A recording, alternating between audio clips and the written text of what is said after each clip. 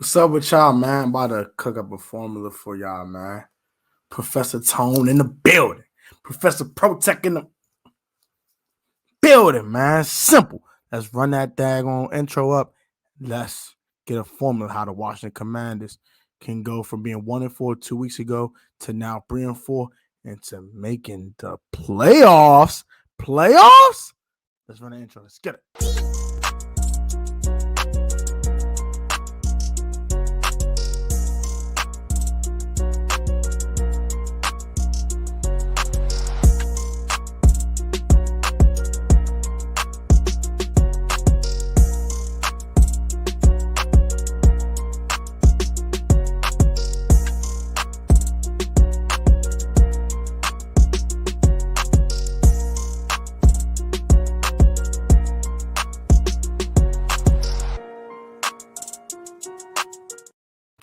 Hey, what's up with y'all, man? It's your boy Protech, and I'm back with another video fighting talk about God. We'll go right to right now. God's open doors for all guys. G-name prayer. In today's video, I have a formula of how the Washington Commanders can make the playoffs. Sitting at 3-4, what we need to do to make the playoffs, and how can we do it? Let's get right into today's video. So, how we can make the playoffs? Number one, Taylor Hine going to keep holding it down, man. Wentz is still out for another few weeks, and I know Ron had a presser today, and Ron was talking about was asking if Taylor's playing well. Do you stick with Taylor to make it a permanent thing with him being a starter? He said, we'll cross that bridge when we get there. But, hey, I'll give you a scenario where he can definitely be the permanent starter as well, because that can definitely be a thing as well. But if not, he needs to hold it down and have the run game be the catalyst. Scott Turner wanted to be a run-first type of guy. And the Gibson and Robinson 1-2 punch going to be a big thing. And sprinkling J.D. McKissick a little bit more would definitely help it be a 1-2-3 punch, which will make it even more deadly in the run game and the short passing game. Keep Wentz out for the full 6 weeks. I really want to see if Taylor Heineke can take this job. In order to do that, I want to get enough of a sample size. 6 weeks is enough. He played well yesterday, but we need 5 more weeks of Taylor to see what he can what he can do with these improved weapons. I want to see him with Jahan Dotson. I'm definitely pro Wentz still, for sure. But if he's playing well, after these 6 weeks, you should keep him as a starter. And I'll give you the scenario in a second how you can do that. But if he kind of goes up and down like I think he's going to do, then keep Wentz the full 6 weeks. Let him fully heal so it will not re-aggravate or anything happen to him when he does come back. All right, so these are the remaining 5 games that we have without Carson Wentz. These are as follows. You have the Indianapolis Colts, the Minnesota Vikings, Philadelphia Eagles, Houston Texans, and Atlanta Falcons. And the 3 games in this stretch you have to win, that you must pretty much win in order to get to a point where you can actually really fight for a playoff spot. You have to beat Houston. You have to beat Indianapolis this week without Matt Ryan and starting Sam Ehlinger, and you have to beat the Atlanta Falcons, whether it's Desmond Ridder or Marcus Mariota. I don't give a hell. You need to win those. You need to win those 3 games in order to take the next step to stay afloat, staying at 500, and being able to make a playoff run late. Defense needs to keep playing where they are, and getting Chase back will be huge. Again, Chase Young back as an extra pass rusher will definitely help out the situation. I want to ease back Chase as well. So I do think when Chase Young does return, have him come off the bench for a couple games. Let him go ahead and get his feet wet and use him in some certain packages and things like that to get his legs under him and things of that nature. But get him back will be huge. Montez Sweat's been a little inconsistent this year, but when he's been on, he's been on. And when he's been off. But I do think having another really good pass rusher next to him on the other side as an edge rusher would definitely give him a lot more one-on-ones, and he should be to beat those one-on-ones a lot easier as well. Next, Wentz returns in week 13. If the Commanders are 6-6 or worse, and Taylor stays a starter if we're 7-5 or better. So basically, if Taylor loses one more game as a starter, you gotta keep him in, bro. Like you can't pull him out. You can't do it.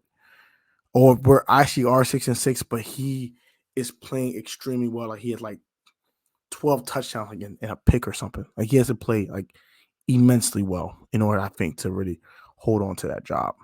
But I'm going to go ahead and take the assumption that he's going to be a little up and down, a little inconsistent. So Wentz returns in week 13 at the Giants if 6-6 or worse. Have the bye week afterwards to prepare for the rematch versus the Giants. Keep the same game approach that you kept with Taylor Heineke, with Carson Wentz. Have the run game be the catalyst and run play action off of it. It allows you to open up the offense and also allows the pass rush to be mitigated when you are doing that.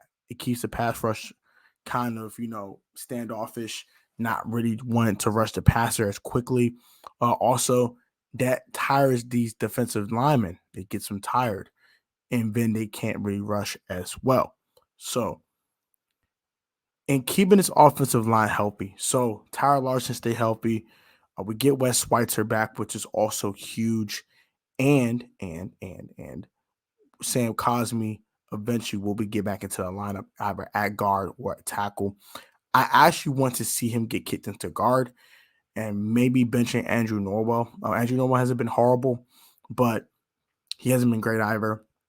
And if he does have a couple bad games in a row, you can go ahead and insert Sam Cosmi into left guard with his athleticism, things like that, and the ability to move. That will help you out a lot, along with Cornelius Lucas and Sadiq Charles. That gives you a legit, the best five that you can probably put on the field, and that gives you the best chance to win on Sundays. That is my formula. So I'll go ahead and give you the record that they need to get to the playoff, which is 9-8. 9-8 is the target, right? So in order to get to 9-8, you're 3-4 now. I said you have to get to 6-6 before the bye week. And the way you do that is you probably take L's versus the Eagles and Vikings, which is completely fine. They're the better football team. That's completely understandable, correct? Okay, cool. So you take those 2 L's. You beat the Houston Texans, Atlanta Falcons, and also the Indianapolis Colts this week to get back to 500. So now you're at 500, right? And Taylor Heineke's playing a little up and down, slightly inconsistent, things of that nature, right? You go out to Wentz in week 13 versus the Giants. Not the most ideal, but he's fully healed, and he should be fully ready to go. And also, you dodge the fact that you don't have to give a second-round pick anymore. That's another reason I had to bring that up as well. But you go ahead and play Wentz in week 13. You see how it goes. And you keep that same game approach, which is, I like the Air Coryell system, but you still need to be a run-first team. You have to run the football. You have to let this offensive line be at the defensive line a little bit and allow them to get physical with them instead of anchoring all the time. When you're anchoring all the time, that allows them to get the one-up on you a lot, and you have to kind of recover instead of you just pushing them and beating them up a little bit and then going play action off of it. That makes it a lot easier for you. So keep this run game up. When you got Wentz back in there, take more shots down the field than you did with Taylor, and then now you unlock the entire offense. How the offense is absolutely lit. You can do these 3-step drops. I want to see more 3-step drops with Carson as well, and that will allow you to play a lot more fluent offensively. And I think this finger injury is the best thing that happened to Wentz. Wentz can really study the playbook, understand it, and really, really, really get a grasp of this offense and know how to audible and how to plays better. So when he does come back, if Taylor is 7-5, you cannot put Carson Wentz back in the game. I repeat, you cannot do that. That will be an indictment toward his whole locker room. That will be disrespectful. You do not do that. You keep your boy in there and let Taylor finish up the season. But if we're 5-7, 6-6, which I think that will probably be when Carson Wentz actually returns, then you probably want to insert Carson in there for the home stretch because you want to score more points. So and that should unlock the offense a little bit more. But that is what I have for you guys today. That is Protech's formula. Big soda. Big soda. That's the formula I got for y'all, man. That's my equation of how to make the playoffs. So what are your thoughts on this? Let me know you guys in the comment section down below. Like, comment, subscribe to the channel. Have a great one. Stay safe, stay healthy. Become a channel member by hitting that channel membership button. That does help the channel and gives you exclusive perks. Come join the VIP Protech fan. Put God first. Have a great one. And I will catch you guys on the next video. Until next time, be easy.